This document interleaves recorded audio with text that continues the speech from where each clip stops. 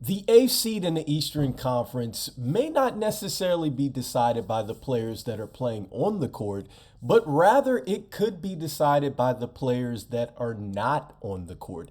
We're going to be talking about the injury updates for both the Chicago Bulls and the Miami Heat and how that possibly could affect who will ultimately be the eighth seed in the Eastern Conference.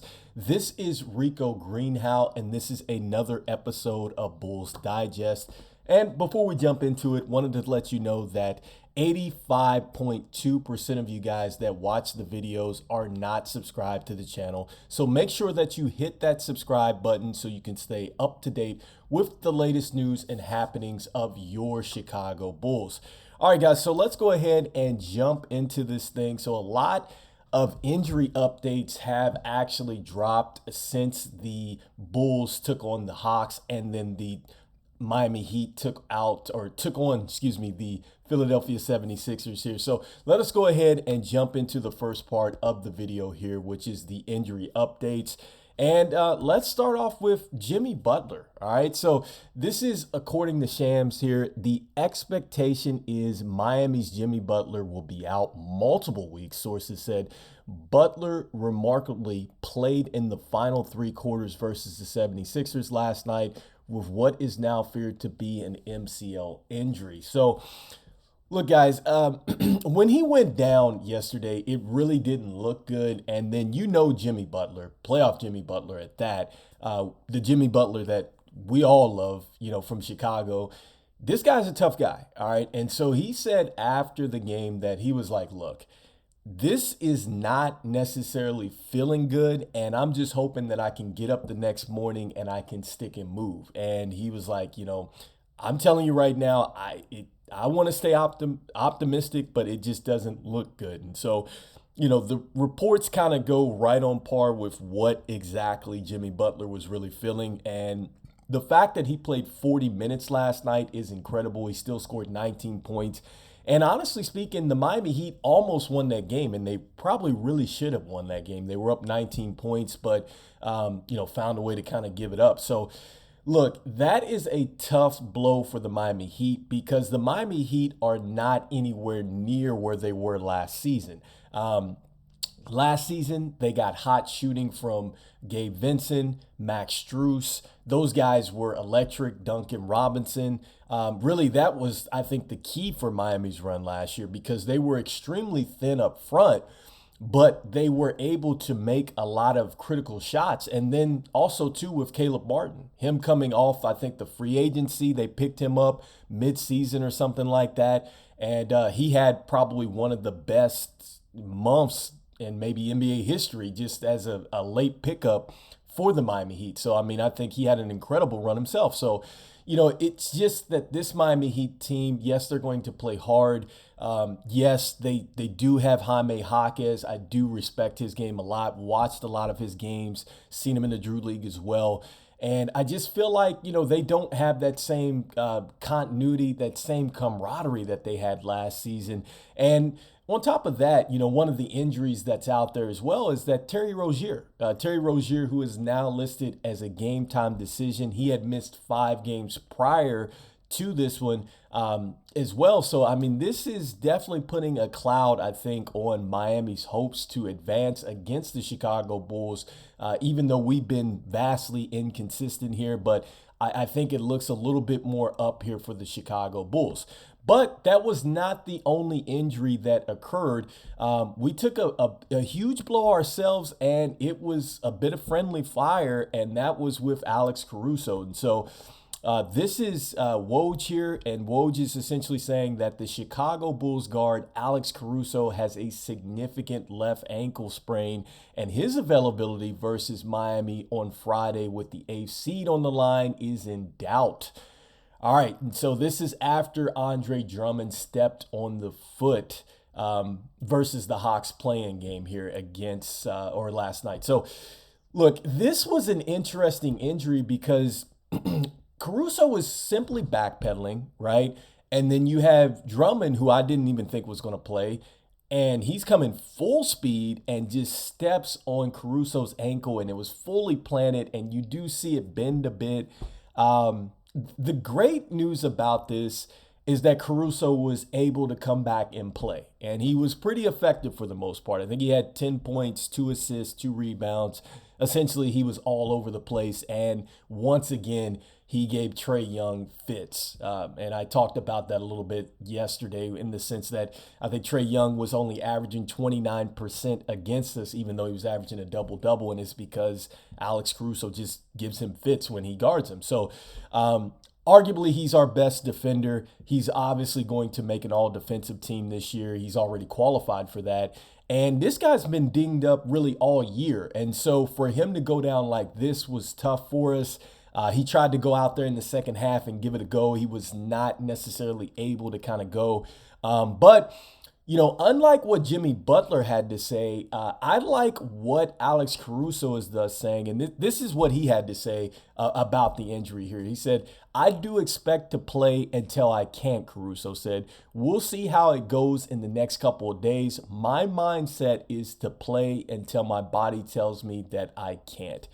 And this is why we love Alex Caruso.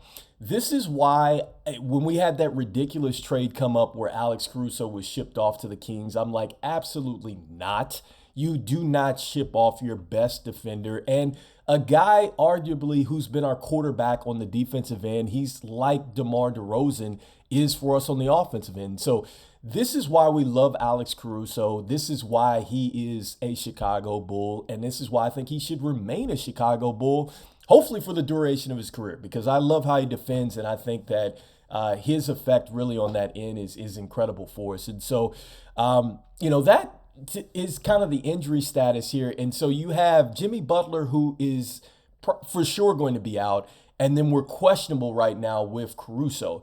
Another thing to add to that caveat is that I looked through the injury report as well, and it looks like Julian Phillips is a game time decision as well. He did not play against the Hawks, and his availability may be major coming into this one, because if we don't have Caruso, we already do not have Onuralp Batim, who actually had to get eye surgery. That takes away a little bit of a shooting that we had out there on the 3-point, or it takes away a little bit of our shooting at the 3-point area. So, that's going to be huge for us. So, and I think that now we move into essentially what is going to be, I think, the keys for Chicago against Miami, or what are the Bulls going to have to do to win? And so just taking off with what I'm talking about here with Julian Phillips, one of the things that I alluded to in the box score is that Dalen Terry played as well. So Dalen Terry played over Javon Carter. And so I'm optimistic, all right? I'm a Chicago Bulls fan, and that's just it. And I will say this, if the Bulls are going to make a run, all right, I'm not saying that they're ready to knock off the Celtics just yet, but if they're going to get in advance and actually make some noise, Billy Donovan is going to have to continue to trust the guys on the bench. And with the bench being thin, that means he's going to have to go to Dalen Terry. He will have to go with Julian Phillips if he's playing. Torrey Craig did not play as much last night because it was Dalen Terry who played the most off the bench. And he probably is going to have to use Sunoco as well. I think Sunoco will have to be used because with Bam out there, right, we're going to have to need somebody to pretty much bang the boards against Miami. I think because they do have Kevin Love. I know Kevin Love is a bit older here in his career, but he still can go out there and get some boards from time to time. They do have Bam as well, and I believe they have Thomas Bryant too. So we're going to need to utilize our bigs, and we're going to need to utilize our bench. And the one thing that I will say off of the stat sheet yesterday that was pretty much really pops out at you is that we had 8 blocks. So our interior defense was popping yesterday. And so we're going to have that. And the one thing that the Chicago Bulls have struggled with is stopping 3-pointers and also to foul trouble. Like, we put a lot of teams at the foul line. We actually led in fouls committed yesterday with 20. So Jimmy Butler is the key. Like, he is notorious for drawing fouls and controlling the game that way. So Jimmy Butler is not going to be there. There's not necessarily another player that plays like that. other than Jaime Jaquez, but his experience level is not quite as high or not even nearly as high at the NBA level as Jimmy Butler. So we have an advantage there. We cannot foul as much. The next thing that has to happen for the Chicago Bulls is they've got to continue to keep the three-point shooting down for an opposing team. I've told you guys before that any team that shoots over 11 three-pointers generally has the winning advantage against Chicago. We kept Atlanta down to just 11, and also, too, we kept them down to, I believe, right around 29%. They didn't shoot as well. Chicago is still going to have to play at an up-paced tempo here, which is what we were able to do last night with the 131 points. The one thing that really stuck out to me is this. We shot 56% from inside the three-point arc, and then we shot 42% from downtown as well. So we were on fire either way you look at it, and that really started with DeMar DeRozan. The one thing that I love about this is that DeMar DeRozan remembers the sour taste in his mouth that Miami gave us last year after we had come back from 19 down against the Raptors. He really wants to win this game. I think he's going to come out here and he's going to lead us in this one as well. There's no Jimmy Butler. So I feel like a heavy dosage of DeRozan to start off. And that really opened it up for Vucevic. It also opened it up for Kobe White. I love how he deferred to Kobe White and Dosunmu as well. So those are going to be some of the keys going into Friday night's game. Obviously, I like the Chicago Bulls to win this. And quiet as it's kept, guys, injuries are starting to occur in the Eastern Conference, and maybe Chicago is that team that could be the Cinderella this year. I'm just saying. All right, let me know what you guys think in the comments about these injury updates. Do you feel like Alex Caruso is going to play? Do you feel like he should play? Next, do you feel like Chicago can win this game? Right? As we have our roster right now, as the bench is a little bit thin, do you trust that Billy Donovan is going to play our rooks here? Is he going to play our younger guys? Right? Let me know what you guys think in the comments. Do you think the Bulls are going to make a deep run in the playoffs, or at least give the Boston Celtics a scare? Let me know. This is Rico Greenhowe. This is Bulls Digest. And as usual, guys, go Bulls. I'll see you guys on the next one. Peace, peace, peace. Peace out, guys.